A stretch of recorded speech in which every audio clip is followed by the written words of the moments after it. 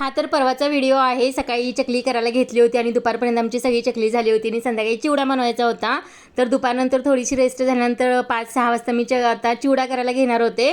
तर मस्तपैकी आपलं कढीपत्त्याचं झाड आहे दारामध्ये, तर छान असं कढीपत्ता मी काढून घेतलेला आहे आणि स्वच्छ धुवून वगैरे सगळा मोकळा करून घेतलेला आहे कढीपत्ता इथं। आणि चिवडा करायचं म्हटलं की पूर्वतयारी भरपूर असते, फोडणी टाकायला वेळ लागत नाही जास्त, पण पूर्वतयारी खूप असते। तर इथं अर्चना मला जे काही मुरमुरे आहेत ना, तर ते हे करून देते, चाळून वगैरे देते। आणि मी तर तेल वगैरे करायला ठेवले, आपली इलेक्ट्रिक शेगडी आहे ना, तर त्याच्यावरती तेल वगैरे गरम करायला ठेवून दिलेलं आहे।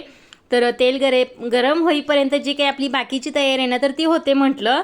तर इथं पातळ पोह्यांचा सुद्धा चिवडा करायचा होता, तर मी तो थोडासा भाजून घेतलेला आहे। भाजून घेतला की खूप छान लागतो, कुरकुरीत होतो। तर इथं खोबरं वगैरे सगळं तयारी करून तळून वगैरे ना, तर दोन्ही पोह्यांवरती जरा जरा असं घालून घेते मी, कारण एका टायमाला सगळे दोन्ही चिवडे करायचे होते मला। तर मी तर 1 किलो पातळ पोह्यांचा चिवडा करायचा होता, तर 1 किलो पातळ पोहे आणि 4 किलो मुरमुरे घेतले होते।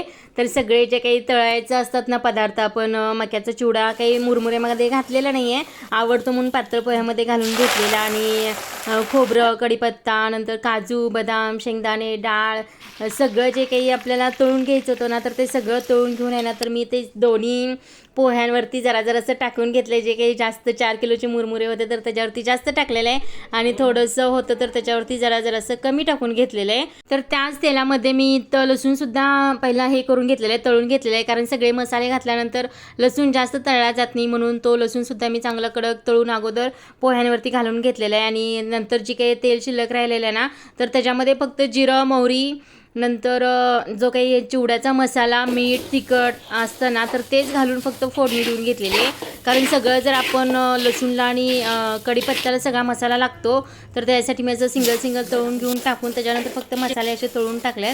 आणि बघू शकता इथे छानपैकी असा आपला चिवडा तयार झालेला आहे, कलरसुद्धा एकदम छान आलेला आहे। आणि जो काही पातळ पोह्यांचा चिवडा आहे ना, तर त्याच्यासाठी मिरचीची फोडणी टाकायची होती, म्हणून थोडंसं तेल घेतलेलं आहे, त्याच्यामध्ये थोडंसं हिंग, हळद, मिरची, मीठ वगैरे टाकून थोडंसं हे घातलेलं आहे, बडीशेप आणि धणे, त्यांनी टेस्ट खूप छान येते। तर ते दोन्हीसुद्धा पदार्थ ह्याच्यामध्ये घालून छानपैकी असं मिक्स करून घेतलेलं आहे, आणि एकदम छान आणि कुरकुरीत खुसखुशीत हा सुद्धा चिवडा झालेला आहे। आणि वरून थोडीशी आपल्याला साखर घालून घ्यायची आहे, तर दोन्ही चिवड्यांमध्ये मी इथं साखर घातलेली आहे।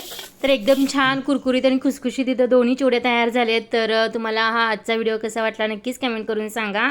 आणि कलरसुद्धा किती छान आले बघा चिवड्यांना। तर व्हिडिओ आवडला असेल तर लाईक, शेअर, सबस्क्राईब करायला अजिबात विसरू नका। तर एकदम सोप्या पद्धतीने हे चिवडे बनवलेत आणि एकदम छान सुद्धा झाले। तर तुम्ही कोणत्या पद्धतीने चिवडा बनवता नक्कीच कमेंट करून सांगा।